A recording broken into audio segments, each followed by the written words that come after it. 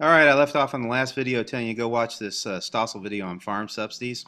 And there's also another video you need to go check out about cash for clunkers. It's government interference in markets and stuff. And we're going to come back to this too when we start doing price floors and price ceilings here in a minute. So go watch these, pause this, go check this out. Picking back up on this, future expectations. Expectations, remember, just like with demand, expectations don't always turn out like you think they will, but people will and businesses will react on what they expect might occur in the future. If a supplier feels a price may go up or down, that can impact what they're going to do. If they feel the price of something may rise in the future, they may store it and wait for the future to arrive, but that limits supply and causes the price to go up anyway, which is kind of weird. If they feel the price is going to fall in the future, they may increase supply now to beat that situation. Inflation, all that stuff will factor into buying power of the dollar and everything, and sometimes you may sit on stuff waiting out the changes in buying power. I don't get a lot into that in my class and stuff because we need to move on and look at other stuff. Like combining supply and demand. Together, supply and demand creates balance in the marketplace. This combination works with prices, creating a flexible system that'll be more efficient than systems like centrally planned ones, command economies. Remember, we have those changes in price only, a change in quantity demanded, where price is like that slide I kept showing over and over again in this presentation.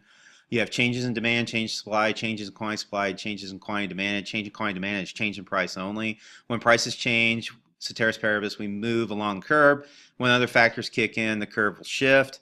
There's that slide again, and like I keep saying, if you're changing price only, you're staying on this curve. If something's shifting, one of those five shifters of supply or five shifters of demand are involved, this would be a demand change here. You have an increase in demand, curves move. If nothing's moving and prices are changing only, it's a change in quantity demanded. You got to always remember this stuff. Markets want to be at equilibrium, and when you change those prices, it throws things out of balance. So here you have your supply and demand with equilibrium. Equilibrium is a point where quantity demand and quantity supplied are equal, and where the two cross on the graph, it's a stable market. Markets tend towards equilibrium, and equilibrium is often called in a lot of textbooks and stuff the market clearing price.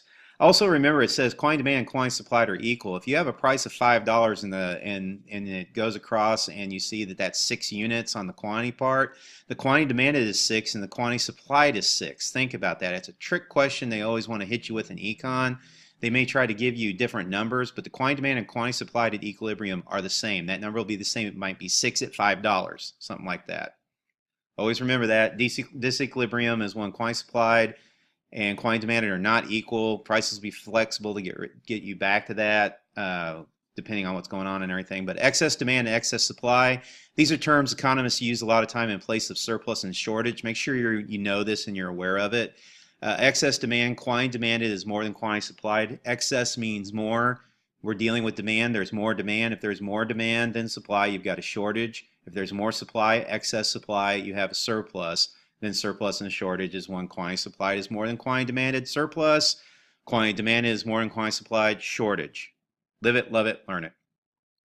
Now let's look at this when you change these prices. We're not going to talk about why this is going on, even though it's usually the government's fault.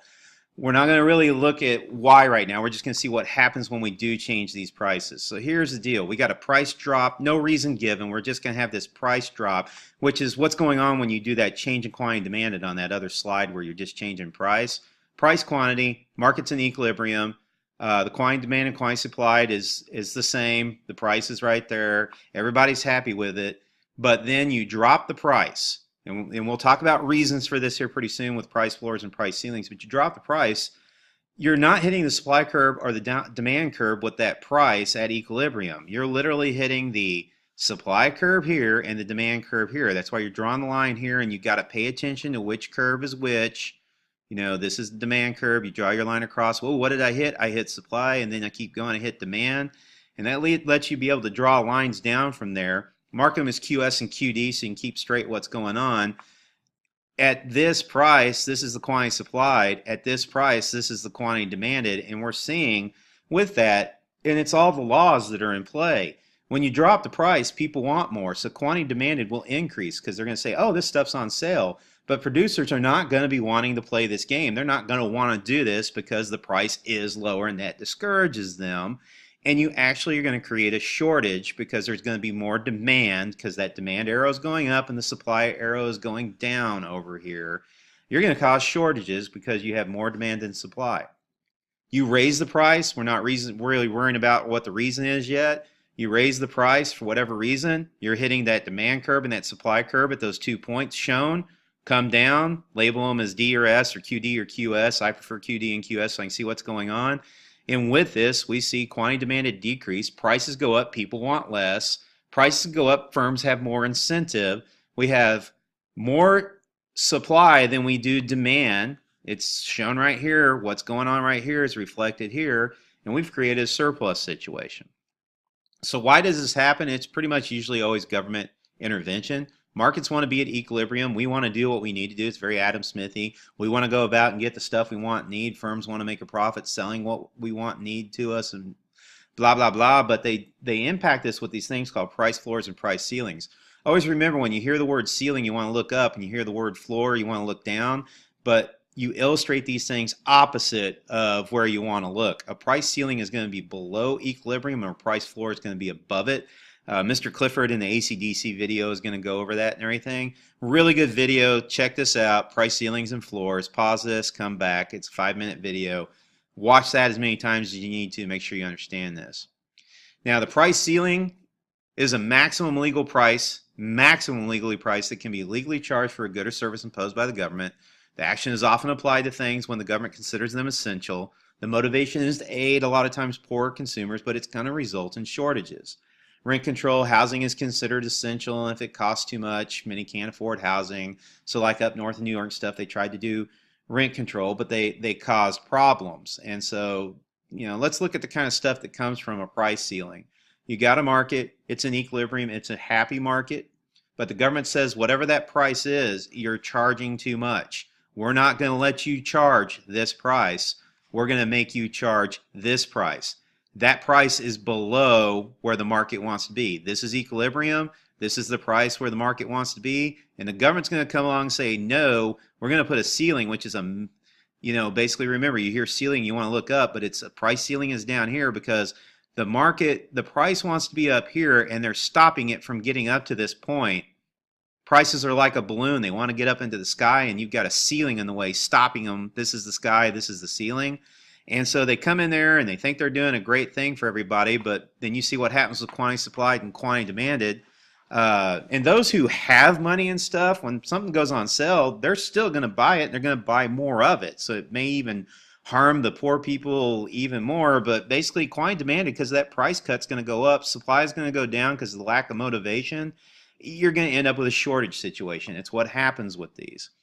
The price floor is the opposite. It's a minimum price for a good or service that can be legally imposed by the government. This action is often applied to things the government wants to see a minimum reward on. This action results in a surplus. The minimum wage is an example. The government sets wages so workers can supposedly have a living working wage. Doesn't really work in my opinion. But let's look at what goes on with price floors. Price floor, market is in equilibrium. This is the price and quantity the market wants to be at, but the government comes along and says, nope, that price is too low. You've got to set the price up here. And when you set the price up there, you cause that, which leads to an increase in demand and an increase in supply and a surplus because there's more supply than demand. Because the price went up, the producers want to do more, but the consumers are not going to buy it or think twice about it because it's more expensive. Go back and look at that stuff in the Mr. Clifford video if it's not making sense. Combining supply and demand, we're no longer looking at just changes in price. We're now going to bring in those factors that shift curves. Ceteris paribus will not be in effect, and things are not going to be constant. This is the AC/DC shifting demand and supply video. It's 5 minutes. Take a look at this. Pause. Go look at that from the PowerPoint and come back.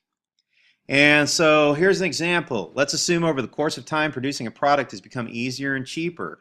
If you're talking about producing a product, you should understand that that's a supply side issue, and we're probably going to be moving a supply curve. Market's in equilibrium.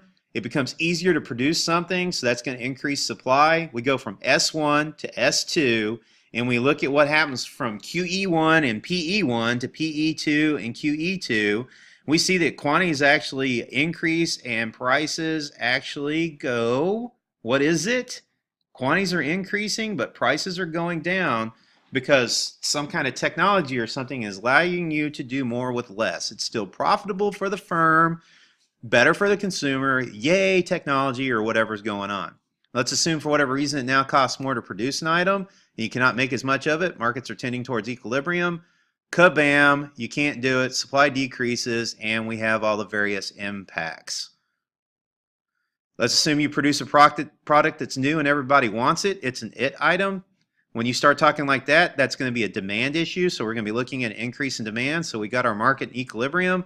We have that increase in demand, and because of it, there'll be more of it in the long run, and the price will go up. Look at what's going on with your PEs, your QEs, all that kind of stuff. You should be understanding this now at this point. All of a sudden, the fad for your item is over and nobody wants it. We have that decrease in demand because nobody wants it. The role of prices. Prices are a key element of equilibrium. They can help move things towards equilibrium. They're a tool in the free market. They don't factor in well with command economies. They solve the problems of excess demand and excess supply. Where prices are helps move the factors of production into the hands of producers and the goods and services into the hands of buyers.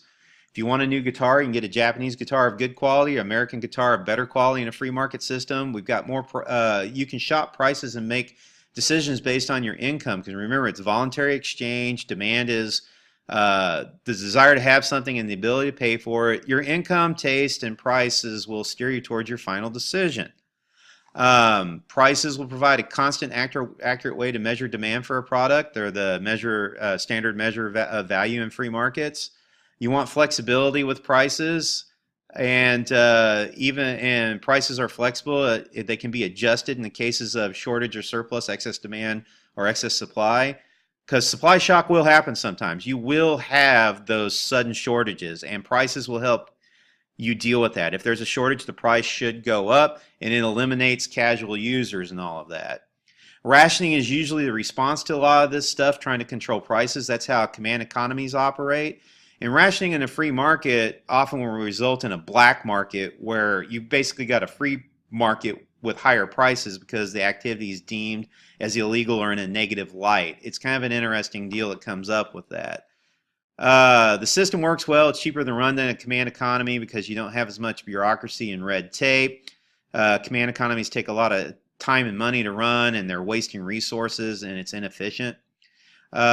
Here's a price gouging video. You may or may not agree with this, but the price gouging video, it's a subject that came up when we had all the hurricane stuff hitting Houston in 2017. Take a look at this video. May or may not agree with it. It's a pretty good video. I really like this video, so look at this one and look at this one. Perverse incentives and with supply and demand. And in the bottom line, you're going to find exceptions, but in most cases, free markets are going to be more efficient. People are going to get what they want. Firms are going to make a profit. New ideas and innovation are going to come out of it. Command systems, people pay more and have less choice. Externalities are going to be, you're going to have better or less externality and less spillover negative things, negative externalities and stuff, spillover costs and stuff with a free market. You can't avoid these completely, but usually command economies and people trying to micromanage everything make that stuff worse. Read through this. Watch these videos again on your own. Actually read this stuff. Watch those AC/DC videos, and good luck on that test when it comes time to take it.